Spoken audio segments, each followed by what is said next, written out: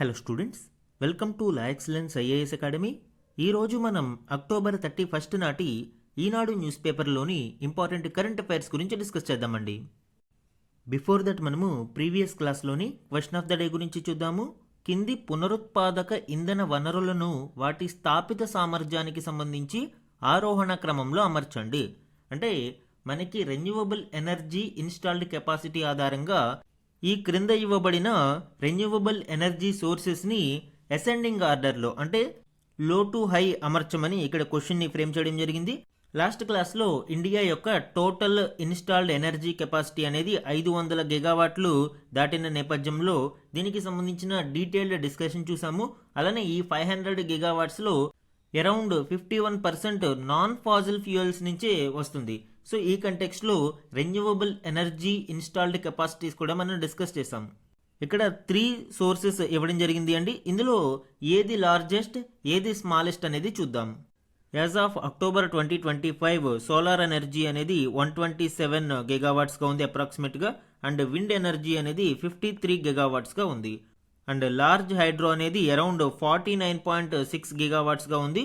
Overall renewable installed కెపాసిటీస్లో సౌరశక్తిని మనం చూస్తే around 52% capacity, and wind energy చూస్తే 21%, అండ్ లార్జ్ హైడ్రో చూస్తే అరౌండ్ 20% మనం చూడవచ్చు.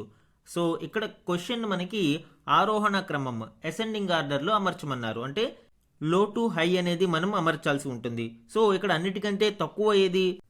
Large hydro 49.6 and then followed by wind energy 53 gigawatts and then followed by solar energy 127 gigawatts. So answer ఏమవుతుందండి? 3, 2, 1 అనేది ascending order. D అనేది correct option. ఇక్కడ ఈరోజు Eenadu news పేపర్లోని important topics to be covered మనం చూద్దాం. ఫస్ట్ వన్, సిజేఐగా justice Surya Kant నియామకం. ఈ ఆర్టికల్ ఇటీవల భారతదేశ నూతన ప్రధాన న్యాయమూర్తిగా నియమించబడ్డ జస్టిస్ సూర్యకాంత్ గారి నియామకం గురించి, అలానే 53వ సిజేఐ యొక్క నియామక ప్రక్రియ గురించి డిస్కస్ చేయడం జరిగింది. ఇది మనకి పాలిటీలో ఇంపార్టెంట్ అండి. సెకండ్ వన్, PM 2.5తో 17 లక్షల మరణాలు. ఈ ఆర్టికల్ ఇటీవల ల్యాన్సెట్ జర్నల్లో ప్రచురించబడిన ఒక నివేదిక, మరియు ఆ నివేదిక ప్రకారం పార్టిక్యులేట్ మ్యాటర్ 2.5 వలన సంభవిస్తున్న మరణాల సంఖ్య గురించి వివరిస్తూ ఉంది. ఇది మనకి ఎన్విరాన్మెంట్ అలానే హెల్త్ కంటెక్స్ట్లో ఇంపార్టెంట్. థర్డ్ వన్, ముంచుకొచ్చే కాలం ఇదే. ఈ ఆర్టికల్ ఇటీవల బంగాళాఖాతంలో విరుచుకుపడుతున్న తుఫానుల గురించి, మరియు అక్టోబర్, నవంబర్లోనే ఈ తుఫానుల తీవ్రత ఎక్కువగా ఉండడానికి గల కారణాల గురించి వివరిస్తూ ఉంది. ఇది మనకి జాగ్రఫీ అలానే డిజాస్టర్ మేనేజ్మెంట్లో ఇంపార్టెంట్. ఫోర్త్ వన్, మేల్కొనకుంటే వినాశనమే. ఈ ఆర్టికల్ ఇటీవల వాతావరణ మార్పుల కారణంగా ఈ డిజాస్టర్స్ అనేవి చాలా ఫ్రీక్వెన్సీ మరియు ఇంటెన్సిటీ ఎక్కువగా వస్తున్న నేపథ్యంలో పర్యావరణ పరిరక్షణ తీసుకోకుంటే మానవ జీవితం ఎంత ప్రమాదకరమైన పరిస్థితులను ఎదుర్కోవాల్సి వస్తుందో వివరించడం జరిగింది. ఇది మనకి డిజాస్టర్ మేనేజ్మెంట్లో ఇంపార్టెంట్. ఫిఫ్త్ వన్, మరో 6 నెలలు చాబహార్పై ఆంక్షలు లేవు. ఈ ఆర్టికల్ ఇరాన్లో భారతదేశం నిర్మిస్తూ ఉన్న చాబహార్ పోర్టు మీద అమెరికా యొక్క ఆంక్షల సడలింపు గురించి వివరిస్తూ ఉంది. ఇది మనకి ఇంటర్నేషనల్ రిలేషన్స్లో ఇంపార్టెంట్ అండి. ఇవే కాకుండా ఈరోజు Eenadu news పేపర్లోని other important current అఫైర్స్ని గురించి కూడా డిస్కస్ చేద్దాం. ఈరోజు మన ఫస్ట్ ఆర్టికల్ చూడండి. సిజేఐగా జస్టిస్ సూర్యకాంత్ నియామకం, ఉత్తర్వులు జారీ చేసిన రాష్ట్రపతి. ఈ ఆర్టికల్లో మనము 53వ భారత ప్రధాన న్యాయమూర్తిగా నియమించబడ్డ జస్టిస్ సూర్యకాంత్ గారి నియామకం గురించి, అలానే ఆయన 24th నవంబర్ ప్రమాణ స్వీకారం చేయనున్నారు. ఈ ఓత్ ఎవరు తీసుకుంటారు అండ్ అపాయింట్మెంట్ ప్రాసెస్ ఏ విధంగా ఉంటుంది, టెన్యూర్ ఆఫ్ సిజిఐ గురించి ఇక్కడ చూద్దాం.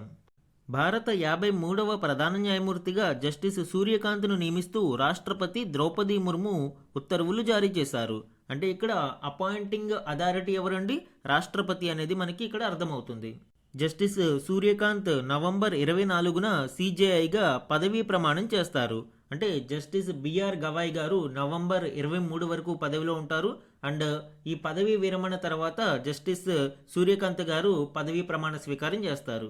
సిజేఐ యొక్క పదవీ ప్రమాణం ఓత్ గురించి భారత రాజ్యాంగంలోని 3rd షెడ్యూల్లో మెన్షన్ చేయబడి ఉంది. అండ్ దీని ప్రకారం ఈ ఓత్ని ఎవరు నిర్వహించాలి? భారత రాష్ట్రపతి, ప్రెసిడెంట్ ఆఫ్ ఇండియా నిర్వహించాలి, లేదా ఆమె తరపున ఆమె నియమించిన వ్యక్తి ఎవరైనా ఓత్ని నిర్వహించవచ్చు. భారత 50వ ప్రధాన న్యాయమూర్తిగా పనిచేసిన జస్టిస్ చంద్రచూడ్ తర్వాత అత్యధిక కాలం సీజేఐగా జస్టిస్ సూర్యకాంత్ బాధ్యతలు నిర్వహించబోతున్నారు. 51వ సీజేఐ జస్టిస్ సంజీవ్ ఖన్నా గారు 183 రోజులు పదవిలో ఉండగా 52వ సీజేఐగా ప్రస్తుతం సేవలందిస్తున్న జస్టిస్ బిఆర్ గవాయ్ గారు 194 రోజులు పదవీ కాలాన్ని నిర్వహించనున్నారు. అయితే ఇక్కడ టెన్యూర్ అనేది ఏ విధంగా చూస్తారు?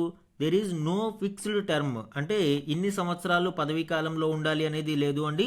రిటైర్మెంట్ ఏజ్ వరకు పదవిలో ఉండవచ్చు అండ్ 65 సంవత్సరాలు మ్యాండేటరీ రిటైర్మెంట్గా ఇక్కడ చూడవచ్చు. అంటే సీజేఐగా పదవీ బాధ్యతలు తీసుకున్న తర్వాత అతను తన 65 సంవత్సరాల వయసు వచ్చే వరకు ఈ పదవిలో కొనసాగుతారు. ఆ తర్వాత పదవీ కాలం పూర్తయిన వెంటనే నెక్స్ట్ సీనియర్ మోస్ట్ జడ్జిని రికమెండ్ చేయడం జరుగుతుంది. ఆయన తదుపరి సీజేఐగా ప్రమాణం చేస్తారు. సింపుల్. ఇక్కడ మనం చూస్తే జస్టిస్ బిఆర్ గవాయ్ గారు నవంబర్ 23న 65 సంవత్సరాలు వస్తాయి కాబట్టి ఆయనకి రిటైర్మెంట్ అవుతున్నారు. కాబట్టి తదుపరి సీజేఐగా నెక్స్ట్ సీనియర్ మోస్ట్ జడ్జి అయిన జస్టిస్ సూర్యకాంత్ గారిని నెక్స్ట్ సీజేఐగా అపాయింట్ చేయడం జరుగుతుంది. Key stages in CJI appointment ఇక్కడ చూద్దాము. స్టేజ్ 1 చూస్తే ఇనిషియేషన్. దీనిని ఎవరు నిర్వహిస్తారు? Union law minister seeks a recommendation. ఎవరి నుంచి? ద అవుట్ గోయింగ్ సీజేఐ ఎవరైతే ఉన్నారో వారి నుంచి initiation union law minister recommendation అడుగుతారు. ఈ ప్రాసెస్ ఎప్పుడు మొదలవుతుంది? At least 1 month before incumbent CJI retires. ఎవరైతే రిటైర్ అవ్వబోతున్న సీజేఐ ఉన్నారో ఆ రిటైర్మెంట్కి కనీసం 1 నెల ముందు ఈ ప్రక్రియ అనేది మొదలవుతుంది. అండ్ రికమెండేషన్ అనేది ఏ విధంగా జరుగుతుంది? On going CJI recommends the successor. ఎవరైతే బయటికి వెళ్తూ ఉన్నారో పదవి విరమణ చేసి ఆయన తదుపరి సీజేఐ పేరును రికమెండ్ చేయడం జరుగుతుంది. అయితే దేని ఆధారంగా నిర్ణయిస్తారు? Based on the seniority principle. ఎవరైతే నెక్స్ట్ సీనియర్ మోస్ట్ జడ్జి ఉన్నారో ఆయన యొక్క సీనియారిటీ ఆధారంగా అవుట్ గోయింగ్ సీజేఐ రికమెండ్ చేయడం జరుగుతుంది. Next one consultation if needed. ఇది మ్యాండేటరీ కాదు. ఒకవేళ అవుట్ గోయింగ్ సీజేఐ ఏదైనా సందేహం వెలబుచ్చినప్పుడు మాత్రం ఆయన అదర్ జడ్జెస్ని కన్సల్ట్ చేయాల్సి ఉంటుంది. As per article 124 clause 2 if doubts about fitness or integrity.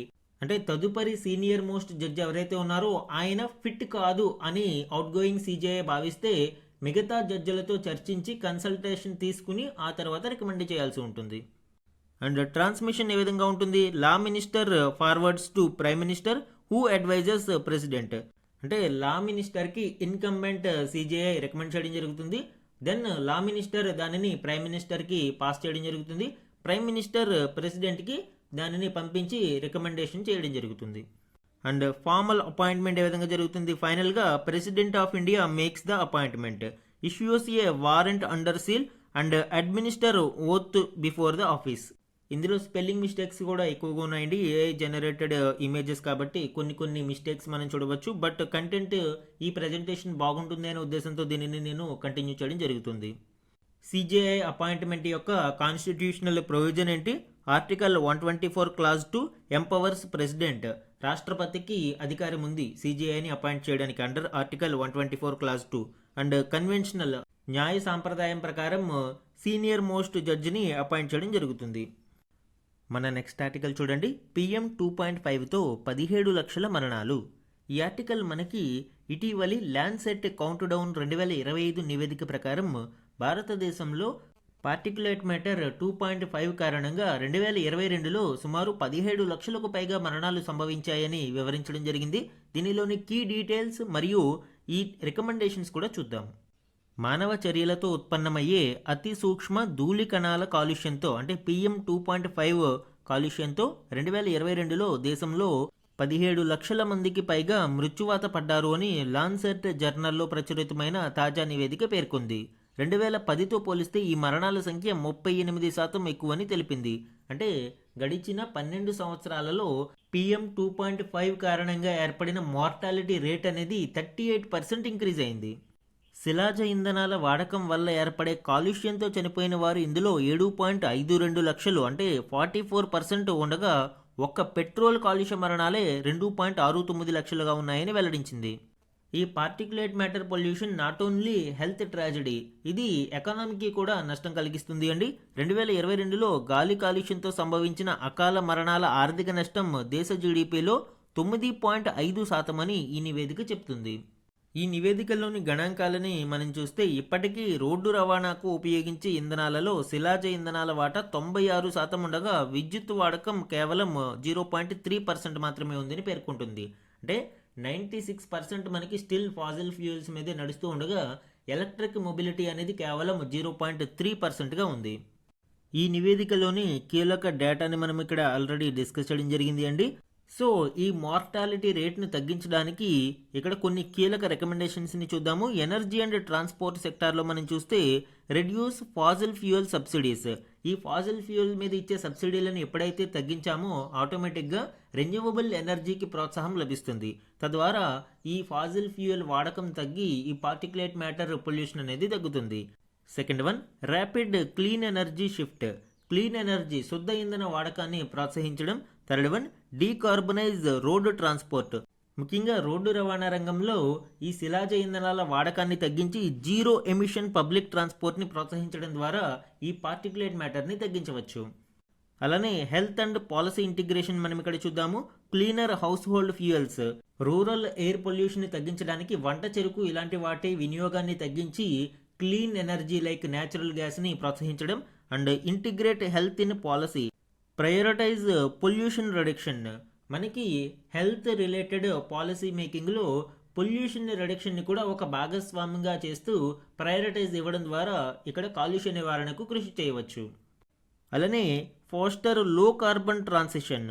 కర్బన ఉద్గారాలని తగ్గిస్తూ సస్టైనబుల్ అండ్ క్లైమేట్ రెసిలియంట్ డెవలప్మెంట్ని ప్రోత్సహించడం. సో ఈ విధంగా హెల్త్ రిలేటెడ్ కావచ్చు, పాలసీ రిలేటెడ్ కావచ్చు, మనము ఈ కాలుష్య నివారణకు కృషి చేయడం ద్వారా ఈ మరణాల సంఖ్యను తగ్గించడానికి అవకాశం ఉంటుంది. సో ఈ ల్యాన్సెట్ కౌంట్ డౌన్ 2025 నివేదికలోని కీలక అంశాలని మనం డిస్కస్ చేయడం జరిగింది అండి. త్వరలో బ్రెజిల్లో జరగనున్న 30వ కాప్ సదస్సు నేపథ్యంలో ఈ నివేదికను వెలువరించడం జరిగింది. దీనిలోని కీలక డేటా ఇప్పుడు మనకి ఎగ్జామ్ పాయింట్ ఆఫ్ వ్యూలో ఇంపార్టెంట్.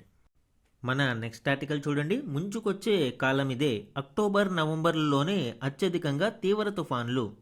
ఈ ఆర్టికల్ మనకి ఈ తుఫాన్లు అనేవి ఎక్కువగా అక్టోబర్ నవంబర్ కాలంలోనే ఎందుకు వస్తున్నాయి, అలానే బే ఆఫ్ బెంగాల్లోనే తీవ్రంగా తుఫాన్లు రావడానికి గల కారణాలు ఏంటి అనేది చూద్దాము. ముందు బే ఆఫ్ బెంగాల్లో తీవ్రమైన తుఫానులు సంభవించడానికి గల కారణాలని చూద్దాం.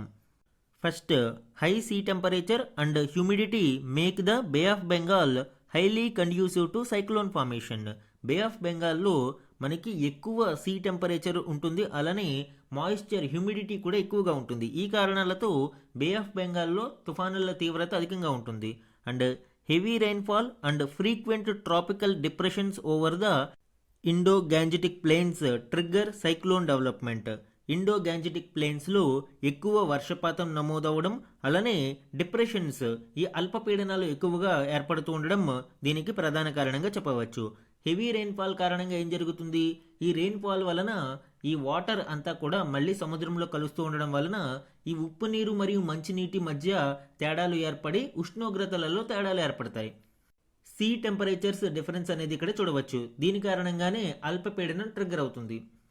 నెక్స్ట్ పాయింట్ అదే ఇచ్చాడు. Warm waters fed by river inflows intensify low pressure. ఎప్పుడైతే ఈ అధిక వర్షపాతంతో నదులు నిండిపోయాయో అవి మనకి వామ్ వాటర్స్ని చేరుస్తాయి. అరౌండ్ 28 degrees వామ్ వాటర్ ఉంటుంది. అండ్ దీని కారణంగా లో ప్రెజర్ అనేది జనరేట్ అవుతుంది, అల్పపీడనం ఏర్పడుతుంది. And absence of large land masses allows cyclones to retain strength and move easily towards India's eastern coast. ఈ ప్రాంతంలో ఎక్కువగా ఈ భూభాగాలు ఏవి లేకపోవడం కారణంగా ఈ అల్పపీడనాలు స్ట్రెంగ్త్ అయ్యి అవి వాయుగుండాలుగా మారి ఇక్కడ భారత తీర ప్రాంతం వైపు దూసుకు వస్తాయి అండ్ తీవ్ర తుఫానులుగా మారడానికి అవకాశం ఎక్కువగా ఉంటుంది. అయితే ఇవి అక్టోబర్ మరియు నవంబర్ ప్రాంతంలోనే ఎందుకు ఎక్కువగా వస్తాయి అనేది ఇక్కడ చూద్దాము. వాతావరణ గణాంకాల ప్రకారం 1970 నుంచి 2025 మధ్య కాలంలో ఇంతవరకు 31 తీవ్ర తుఫాన్లు ఏపీలో తీరాన్ని తాకితే వాటిలో 23 అక్టోబర్ నవంబర్ నెలల్లోనే ఏర్పడ్డాయి. ఇందులో 9 అక్టోబర్లో, 14 నవంబర్ నెలల్లో సంభవించాయి. ఎందుకు ఇవి ఫ్రీక్వెంట్గా ఈ అక్టోబర్ నవంబర్లోనే వస్తాయి అనేది చూస్తే జూన్ నుంచి సెప్టెంబర్ వరకు కురిసే భారీ వర్షాలతో వచ్చే వరదలు, నదుల నుంచి వచ్చే మంచినీరు బంగాళాఖాతంలోని ఉప్పు నీటితో ఎక్కువగా కలవడం వలన సముద్ర ఉష్ణోగ్రతల్లో తేడాలు వస్తాయి. అలానే హిమాలయాల నుంచి నిరంతరం ప్రవహించే గంగా, బ్రహ్మపుత్ర వంటి నదుల నుంచి కూడా పెద్ద ఎత్తున మంచినీరు బంగాళాఖాతంలో కలుస్తుంటుంది. ఈ వ్యత్యాసాల కారణంగా సముద్ర ఉష్ణోగ్రతలలో తేడాలు ఏర్పడి అల్పపీడనాలు తీవ్ర వాయుగుండాలు మరియు తీవ్ర తుఫానులుగా రూపాంతరం చెందుతాయి. అలానే బంగాళాఖాతంలో ఏర్పడే అల్పపీడనాలకు పసిఫిక్, అట్లాంటిక్ మహాసముద్రాలపై గాలుల్లో ఏర్పడే అస్థిరతతో సంబంధం ఉంటుంది. ఆఫ్రికా, దక్షిణ అమెరికా ఖండాల మధ్య అట్లాంటిక్ మహాసముద్రంపై గాలులలో అస్థిరత అధికంగా ఉన్నప్పుడు ఆ ప్రభావం ఇటు హిందూ మహాసముద్రం, అరేబియా సముద్రం మరియు బంగాళాఖాతం పైన కనిపిస్తుంది. And at the same time ఇదే టైంలో మనకి రీట్రీటింగ్ మాన్సూన్, ఈశాన్య ఋతుపవనాల కదలిక కారణంగా తూర్పు గాలులలో అస్థిరత అధికంగా ఉంటుంది. దీంతో బంగాళాఖాతంలో ఏర్పడే అల్పపీడనాల తీవ్రత పెరిగి వాయుగుండాలు మరియు అతి తీవ్ర తుఫానులుగా మారుతాయి. సో అందుకే మనకి అతి తీవ్ర తుఫానులు ఎక్కువగా అక్టోబర్ మరియు నవంబర్ మధ్య ప్రాంతంలో కనిపిస్తూ ఉంటాయి. అండ్ బే ఆఫ్ బెంగాల్లో కూడా ఎక్కువగా రావడానికి రీజన్స్ మనం చూసాం. మన నెక్స్ట్ ఆర్టికల్ చూడండి. మరో 6 నెలలు చాబహార్పై అమెరికా ఆంక్షలు లేవు, వెల్లడించిన భారత్. ఈ ఆర్టికల్ మనకి భారత్ మరియు ఆఫ్ఘనిస్తాన్ రిలేషన్షిప్లో ఇంపార్టెంట్ అండి. ఎస్పెషల్లీ ఇరాన్, ఆఫ్ఘనిస్తాన్, భారత్ ఈ చాబహార్ పోర్ట్కి సంబంధించి కొన్ని కీలక ఒప్పందాలు చేసుకోవడం జరిగింది. అయితే ఇరాన్ మీద అమెరికా ఆంక్షల నేపథ్యంలో ఈ ఒప్పందాలకు ఎదురు దెబ్బ తగిలినట్టయింది. అయితే భారత దౌత్యంతో అమెరికా కొన్ని ఆంక్షలను సడలించింది. ఇందులో భాగంగా చాబహార్పై ఎటువంటి ఆంక్షలు విధించలేదు. అయితే వాటి యొక్క టైం పీరియడ్ ముగుస్తున్న నేపథ్యంలో మరొక 6 నెలల పాటు ఈ ఆంక్షల సడలింపును అమెరికా పొడిగించడం వలన భారతదేశానికి ఊరట లభించింది. దీనికి సంబంధించిన డీటెయిల్స్ చూద్దాము. చాబహార్ పోర్టు ప్రాజెక్టుపై అమెరికా ఆంక్షల నుంచి భారత్కు మరో 6 నెలలు మినహాయింపు లభించింది అని విదేశీ వ్యవహారాల శాఖ అధికార ప్రతినిధి తెలిపారు. ఈ చాబహార్ పోర్ట్ ఎందుకు ఇంపార్టెంట్ అండి? భారతదేశం దీనిలో చాలా ఇన్వెస్ట్మెంట్ చేసింది. ముఖ్యంగా ఇరాన్ మరియు ఆఫ్ఘనిస్తాన్లతో ట్రేడ్ని పెంపొందించడం, పాకిస్తాన్ని బైపాస్ చేయడం కోసం ఈ చాబహార్ పోర్టు భారతదేశానికి చాలా కీలకం. అందుకే సుమారు ఈ నౌకాశ్రయంలో భారత్ $370 మిలియన్ పైగా పెట్టుబడులు పెట్టింది. ఈ చాబహార్ పోర్ట్ యొక్క సిగ్నిఫికెన్స్ని మనం చూస్తే చాబహార్ పోర్ట్ ద్వారా భారతదేశం ఇరాన్తోనూ అండ్ తద్వారా ఇరాన్ నుంచి ఆఫ్ఘనిస్తాన్కి కూడా ట్రేడ్ లింక్స్ని డెవలప్ చేసుకోవచ్చు. ఆల్రెడీ మనం జరాంజ్ టు కాబూల్ హైవేని డెవలప్ చేయడం జరిగింది. సో ఇక్కడ నుంచి ఈ చాబహార్ పోర్ట్ ద్వారా ఆఫ్ఘనిస్తాన్కి ట్రేడ్ని డెవలప్ చేయడానికి అవకాశం ఉంటుంది. అండ్ పాకిస్తాన్ మనకి మధ్యలో ఉంది కాబట్టి ఈ పాకిస్తాన్ని ఈ పోర్ట్ ద్వారా బైపాస్ చేయవచ్చు. అందుకే ఈ పోర్ట్ నిర్మాణంలో భారతదేశం భారీ పెట్టుబడులు పెట్టింది. అండ్ చాబహార్ నౌకాశ్రయాన్ని 10 ఏళ్ల పాటు నిర్వహించేందుకు 2024 మే 13న Indian ports global limited and ఇరాన్కి చెందిన పోర్ట్ అండ్ మారిటైమ్ ఆర్గనైజేషన్ మధ్య ఒప్పందం కుదిరింది. అదేవిధంగా ఆఫ్ఘనిస్తాన్, పాకిస్తాన్ మధ్య జరుగుతున్న టెన్షన్స్ గురించి కూడా భారత విదేశీ వ్యవహారాల అధికార ప్రతినిధి స్పందించారు. ఆఫ్ఘాన్ సార్వభౌమత్వం, ప్రాదేశిక సమగ్రత, స్వాతంత్ర్యానికి భారత్ కట్టుబడి ఉందని వెల్లడించారు. ఆఫ్ఘనిస్తాన్ తన సొంత భూభాగాన్ని పాలించడంపై పాకిస్తాన్ ఆగ్రహం వ్యక్తం చేస్తుంది. సీమాంతర ఉగ్రవాదాన్ని యథేచ్ఛగా కొనసాగించే హక్కు ఉందని పాక్ భావిస్తున్నట్లు కనిపిస్తోంది. ఈ చర్యలను పొరుగు దేశాలు ఆమోదించవు. ఆఫ్ఘాన్ సార్వభౌమత్వం, ప్రాదేశిక సమగ్రత, స్వాతంత్ర్యానికి భారత్ కట్టుబడి ఉంది అని ఆయన స్పష్టం చేశారు. ఇది మనకి ఇండియా ఆఫ్ఘనిస్తాన్ రిలేషన్స్లో ఇంపార్టెంట్ అండి. ఈ చాబహార్ పోర్ట్ అనేది ఎగ్జామ్ పాయింట్ ఆఫ్ వ్యూలో కూడా చాలా కీలకం. అండ్ ప్రీవియస్ ఇయర్ యూపీఎస్సీ క్వశ్చన్స్లో కూడా ఇది మనకి చూడవచ్చు. మన నెక్స్ట్ ఆర్టికల్ చూడండి. నలుగురు కంటే తక్కువే. ఈ ఆర్టికల్ మనకి భారతదేశంలో కుటుంబాల పరిమాణం అంటే సభ్యుల సగటు సంఖ్య క్రమేపీ తగ్గిపోతూ ఉంది. అది 2011లో ఎలా ఉంది, 2030 నాటికి ఏ విధంగా తగ్గుతుంది అనేది PLFS సర్వే మరియు జనగణన ఆధారంగా కొన్ని గణాంకాలను ఇవ్వడం జరిగింది. రాను రాను భారతదేశంలో ఉమ్మడి కుటుంబాల సంఖ్య తగ్గిపోతుంది. దానికి ప్రధాన కారణం వ్యవసాయం అంత లాభసాటిగా లేకపోవడం వలన మైగ్రేషన్ ఎక్కువగా ఉంటుంది. నగరాలలోకి వలసలు అధికంగా వెళ్ళి అక్కడే స్థిరపడిపోవడం, పెళ్లిళ్ళు అవి అక్కడే చేసుకోవడం, చిన్న కుటుంబాలతో నివసిస్తూ ఉండడం ఒక కారణం. అండ్ విద్యావంతులు కూడా అధిక శాలరీస్ కోసం నగరాలలోకి వెళ్ళి అక్కడే స్థిరపడుతూ ఉండడం వలన ఈ న్యూక్లియర్ ఫ్యామిలీస్ ఎక్కువగా అవుతూ ఉన్నాయి. జాయింట్ ఫ్యామిలీస్ సంఖ్య తగ్గిపోతూ ఉంది. ఇటీవలి కొన్ని గణాంకాల ప్రకారం భారతదేశంలో నిరుడు కుటుంబాలలోని సభ్యుల సగటు 4.1 కాగా గ్రామీణ ప్రాంతాలలో అది 4.4గా ఉంది, పట్టణాలలో 3.7గా ఉంది. అండ్ 2011 నుంచి 2030కి మధ్య కంపారిజన్ మనం చూస్తే గ్రామాలలో సగటు కుటుంబ సభ్యుల సంఖ్య 4.9 ఉండగా 2030 నాటికి అది 4.2కు, 2011లో పట్టణాలలో 4.7 ఉండగా అది 2030 నాటికి 3.5గాను మారనుంది. అండ్ ఓవరాల్గా చూస్తే 2011లో సగటు సభ్యుల సంఖ్య మొత్తంగా 4.8 ఉండగా అది 3.9కి పడిపోనుంది. సో ఇవన్నీ కూడా భారతదేశంలోని జాయింట్ ఫ్యామిలీ కల్చర్ క్రమేపీ కనుమరుగు అవుతుంది అనడానికి ఉదాహరణగా చెప్పవచ్చు. ఈరోజు మన క్వశ్చన్ ఆఫ్ ద డే గురించి చూడండి. భారతదేశం చాబహార్ పోర్టును అభివృద్ధి చేయడంలో ప్రాముఖ్యత ఏమిటి? ఈరోజు మనము చాబహార్ పోర్టు గురించి డిస్కస్ చేయడం జరిగింది. ఆ కంటెక్స్ట్లో ప్రీవియస్ యూపీఎస్సీ క్వశ్చన్ ఇక్కడ పిక్ చేసుకున్నాను అండి. యూపీఎస్సీ 2017లో దీనిని అడగడం జరిగింది. ఎగ్జామ్ పాయింట్ ఆఫ్ వ్యూలో ఇది చాలా ఇంపార్టెంట్. 4 ఆప్షన్స్ని ఇక్కడ ఇచ్చారు.